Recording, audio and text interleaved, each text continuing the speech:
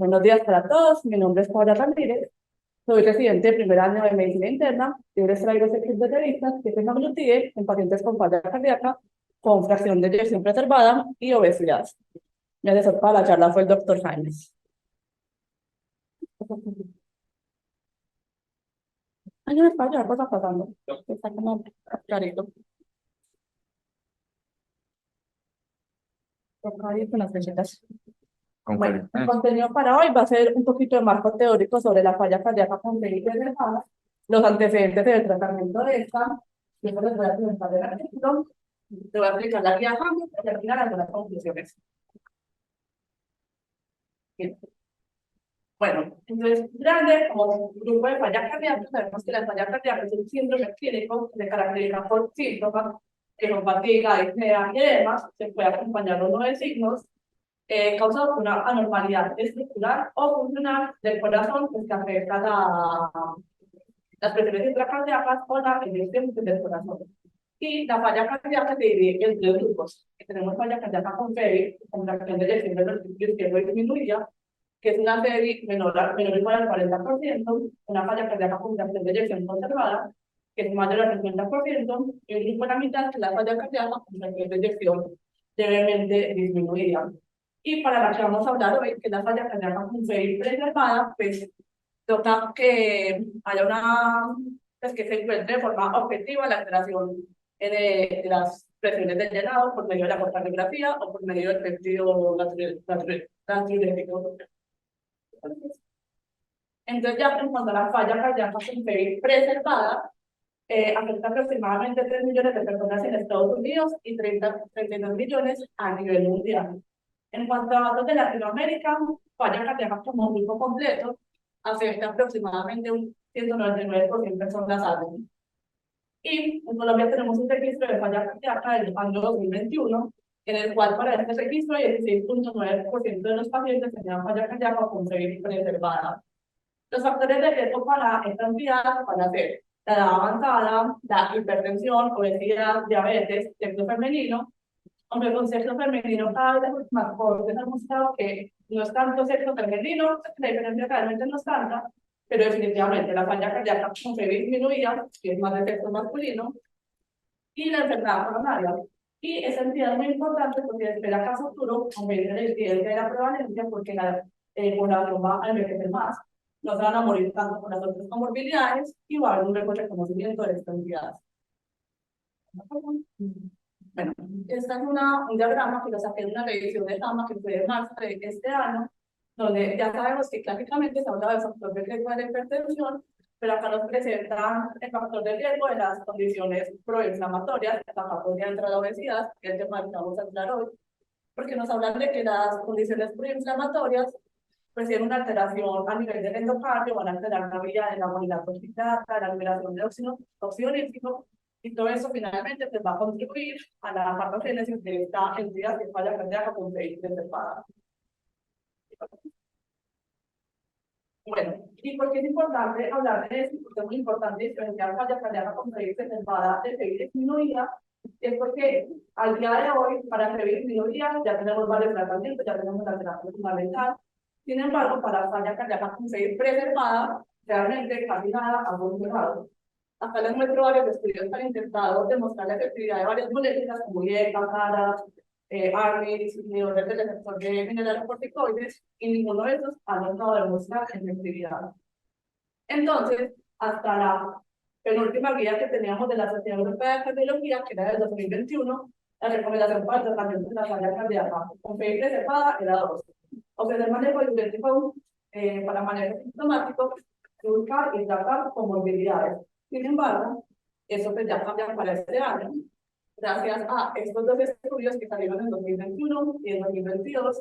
Ambos son con ISGLT2, con la pamicrocina y con empagliflozina, y ya les voy a mostrar un poquito más de cada uno.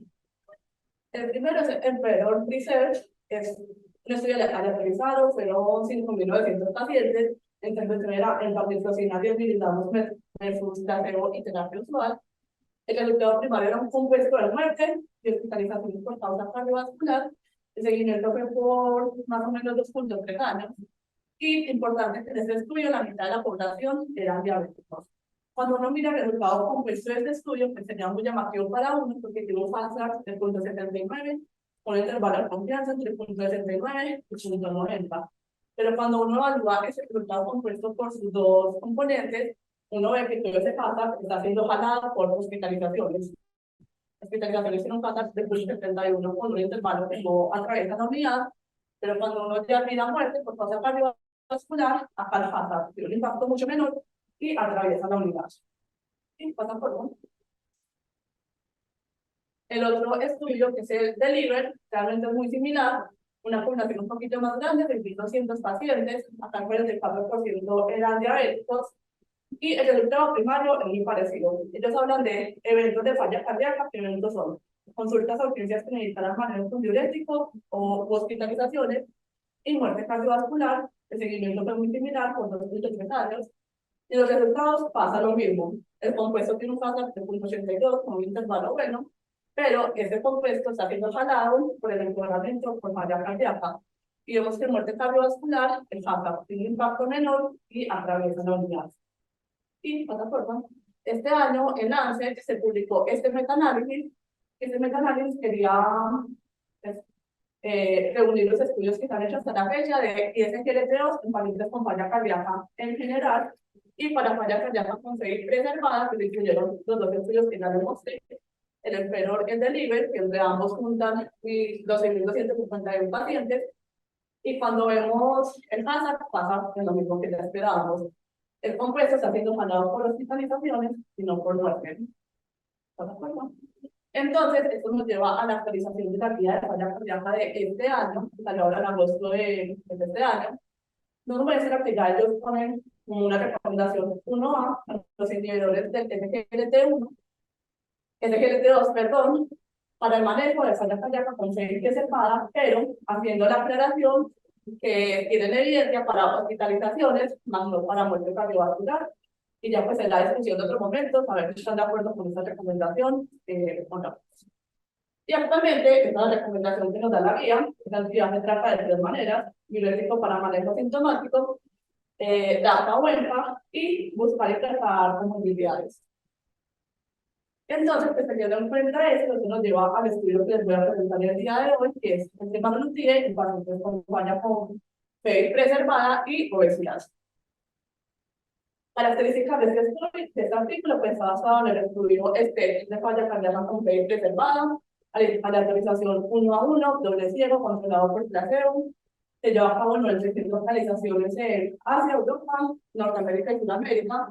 El patrocinador pues, de la casa farmacéutica, que es Novo Nordisk, un estudio de superioridad basado en la declaración de Helsinki, y se realizó entre marzo de 2021 y marzo de 2022. La pregunta pico, entonces, en pacientes adultos con falla cardíaca con FEI preservada, que ellos tomaron FEI preservada como mayor al 45%, no el mayor a 50 que les había mostrado antes, y obesidad, como un IMC mayor o igual a 30, la intervención fue el uso de semaglutide parenteral semanal, comparado con placebo, y el desenlace, una vez para que lo tengamos en cuenta, que disminución de síntomas y pérdida de peso. Este estudio no se metió con resultados duros como hospitalización o muerte. Criterio de inclusión de pacientes adultos con falla cardíaca preservada mayor a 45 y el peso mayor a 30, que hacen combinado de la misma 2, 3 o 4, que lograran caminar al menos 100 metros en la caminata de 6 minutos, y que tuviera una escala, de PUM, ya más adelante nos voy a explicar que esa escala ya de menos de 90 puntos.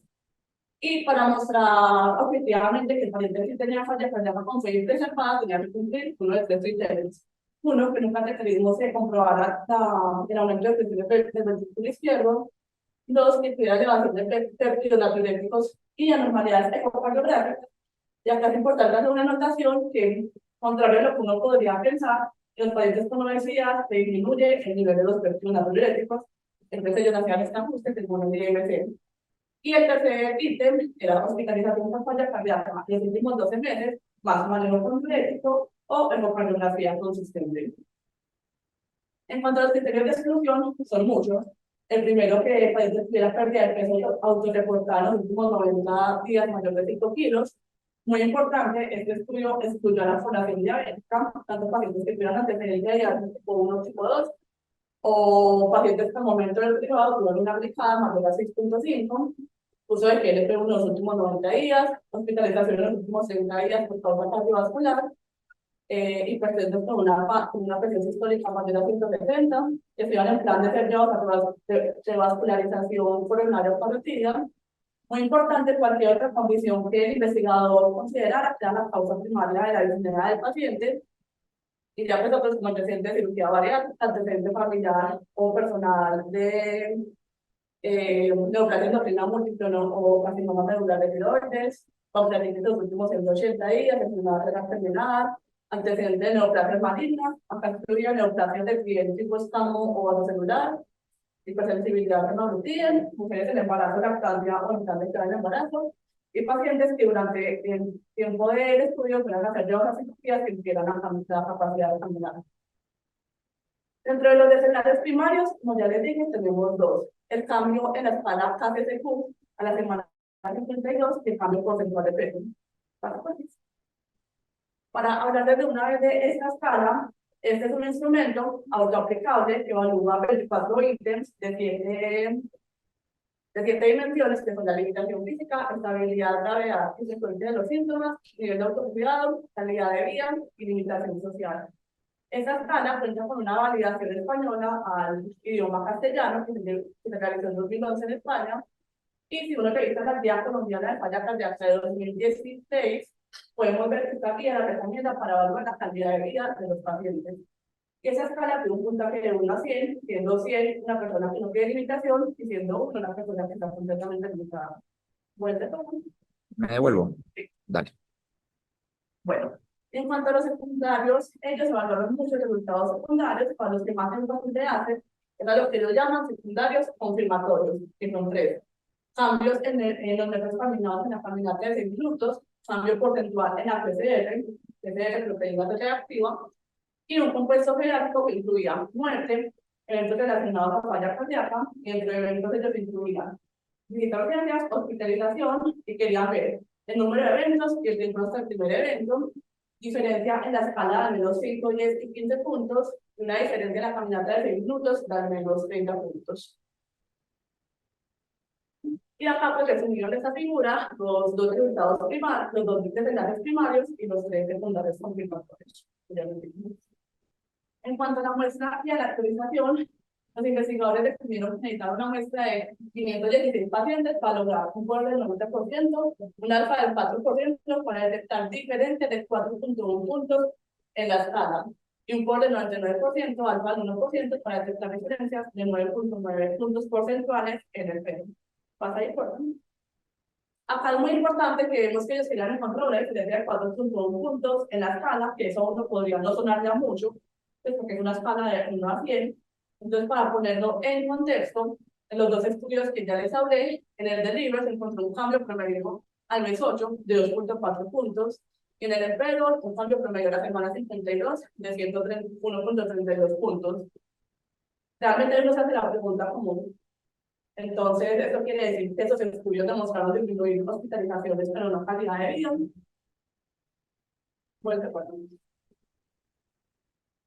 A la actualización fue 1 a 1, estratificaron según el IMC de entre 30 y 35 y mayor a 35.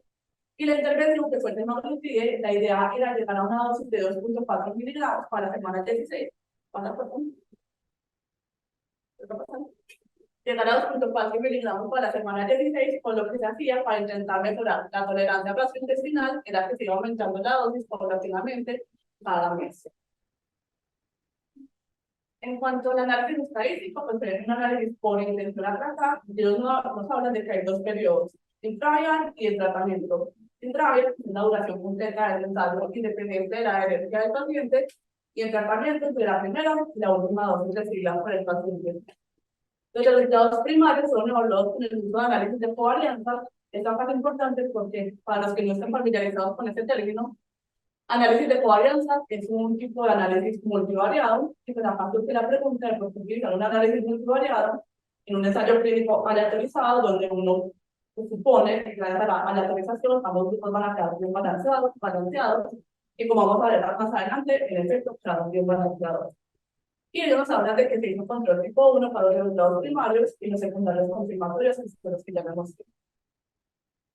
Acá entonces tenemos la figura número 1. Vemos que se podían elegir 817 pacientes, de los cuales finalmente se eligieron 529. 263 para el brazo de la semaglutida y 266 para el brazo del placebo. Y podemos ver que en el brazo de la semaglutida hubo una pérdida de 7 participantes, en el otro brazo una pérdida de 12. Pero es llamativo que finalmente el número de pacientes que se llevaron al análisis estadístico fue el total de 263 y 266. En cuanto a las características basales, cuando uno revisa la tabla 1, uno ve que realmente no había grandes diferencias entre ambos grupos. Vemos que esa población era más mujeres, el 75% de mujeres, una edad media de 69, una participación solo de 6.8 de latinos, pero esto pues no difiere con estudios anteriores. Tenían un peso promedio al inicio del estudio de 105 kilos, con un IMC de 37. Y comenzaron con una FEI promedio de 57. Cuando vimos esta FEI como en los datos, podemos ver que un 43% tenía una FEI mayor al 60%, 40% entre 50 y 59, y un 16% entre 45 y 50. Podemos ver que la escala con la que ellos empezaron, la escala ACSQ, promedio de 58.9 puntos, que eran pacientes que al inicio la mayoría, el 81% eran hipertensos, el 52% tenían fibrilación auricular. Y en cuanto a medicamentos concomitantes, recordemos que entonces, como son pacientes hipertensos, el 80% está usando beta bloqueadores, sanas o ARNIs y diuréticos. Y que solamente 19 pacientes estaban utilizando SGLT2, lo cual tiene sentido porque tenían pacientes que no eran diabéticos y no tenían falla pulmonar y disminuida. Entonces, dentro de los resultados primarios, ahí les señalé el número que fue total llevado a este análisis, que fue el número total de pacientes aleatorizados. Ahí no excluyeron las pérdidas. Y podemos ver que el cambio promedio de la escala KCCQ a la semana 52, el cambio fue 7.8 puntos. 7.8 puntos. Y el cambio porcentual del peso a la semana 52 fue menos 10.7 puntos porcentuales. Recordemos que lo que los investigadores querían encontrar era una diferencia en la escala de al menos 4.1 puntos, una diferencia en el peso de al menos 9.9 puntos porcentuales. Y abajo pues estamos los resultados graficados. En cuanto a los desenlaces secundarios, encontramos que la diferencia en la caminata de 6 minutos a la semana 52 fue 20.3 metros a favor de semaglutida y que el cambio porcentual de la PCR fue 0.61. Y pasa por. Y acá tenemos el resultado gráfico del que ellos hablaban, que en ese resultado donde podríamos ver lo que nos llama resultados duros, que son hospitalizaciones, eventos, hospitalizaciones por falla cardíaca y muerte. Acá este resultado compuesto nos presentan con la razón de victoria, que fue la misma medida de asociación que los que tuvimos la semana pasada. Si uno mira la razón de victoria, pues sería llamativo para uno, 1.72 con un intervalo que no cruza la unidad, pero cuando uno se pone a mirar por lo menos los eventos duros, uno ve que definitivamente este estudio no tenía la potencia para encontrar diferencias en estos eventos. Incluso si miramos en la tabla 2 el número de eventos por falla cardíaca, pues solamente 13, uno en el grupo de semaglutida y uno 12 en el grupo de placebo. Entonces, a pesar que eso me le puede sonar muy llamativo, realmente, definitivamente el estudio nos da potencial para encontrar diferencias, por lo menos en estos eventos duros. En cuanto a los efectos adversos, es muy llamativo cuando uno revisa esa tabla, porque en lo que ellos llaman efectos adversos graves, le fue mucho peor al placebo que a la intervención. Podemos ver que en eventos graves hubo 50.1 eventos por 100 personas años, mientras que el grupo de la semaglutida hubo 23.4. En cuanto a eventos que llevarán a la descontinuación del tratamiento, eventos no graves, ahí sí le fue peor a la semaglutida, 18.4 versus 6.4.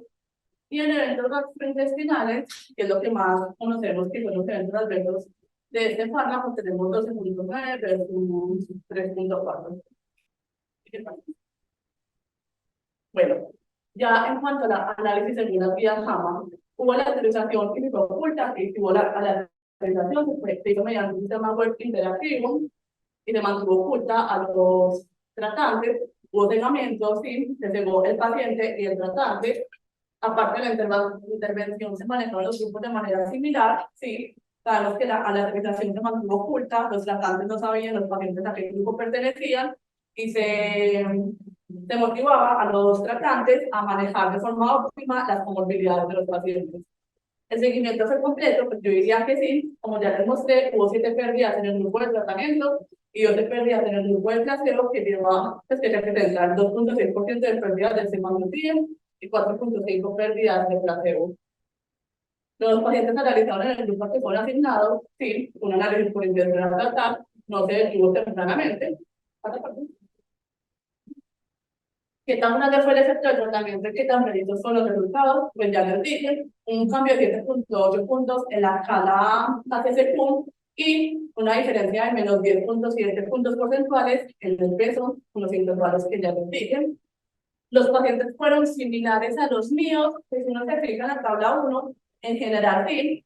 Sabemos que hay poca participación de hispanos, pero eso no es diferente al resto de estudios que ya hemos visto en el pasado. De pronto a mí me quedaba la duda de que acá con nuestra población llegamos a los mismos pesos que nos presentaban acá del estudio. Recordemos que ellos comenzaron con un peso promedio de 105 kilos y un IMC de 37. ¿Se consideraron todos los resultados importantes? Acá definitivamente no. Fueron resultados de calidad de vida y de pérdida de peso, no se presentaron como desenlace primario, hospitalización ni muerte. Y finalmente, si el beneficio supera el costo, ahí quedó corrido, pues sabemos que en general es una intervención segura que demostró mejorar calidad de vida. Sin embargo, sabemos que los resultados primarios de este estudio es la calidad de vida y pérdida de peso, no hospitalización o muerte. Este es un medicamento bastante costoso. Acá en Colombia tenemos la presentación de 2.4, hay presentación de 1, que vale el lapicero casi 600.000 pesos. Y en ese caso, a diferencia de pronto de otros medicamentos donde podemos atribuir, pues, o defenderlo con que el uso de ese medicamento va a disminuir hospitalizaciones o muerte o bandos perdidos, pues en este caso no, porque estamos hablando de calidad de vida, entonces pues hay que darle ya de pronto a consideración de cada persona. Y ya como conclusiones, pues en general me parece que es un estudio metodológicamente bien hecho y que pareciera mostrar que el semaglutida de 2.4 miligramos parenterales en esa subpoblación de falla cardíaca con fe preservada y obesidad pareciera mejorar calidad de vida y pues promover la pérdida de peso. Limitaciones, lo que ya les estaba repitiendo, el resultado primario no fue ni hospitalizaciones ni muerte, y que la duración de seguimiento fue solamente 1 año. Entonces acá volvemos a la misma discusión que ya tuvimos hace 2 semanas, que realmente no sabemos si esta pérdida de peso se va a mantener durante el tiempo, se va a estancar, va a volver a subir este peso, y si los síntomas se van a mantener así, van a seguir disminuyendo, o se van a estancar. Entonces acá sería interesante en el futuro ver una aporte sobre esto, y que definitivamente todavía no hay estudios para semaglutide que impacten en mortalidad o hospitalización. Y como ya les presenté, que impacten en hospitalización hasta ahora tenemos nada en la data, y para muerte, para el día de hoy todavía no tenemos nada.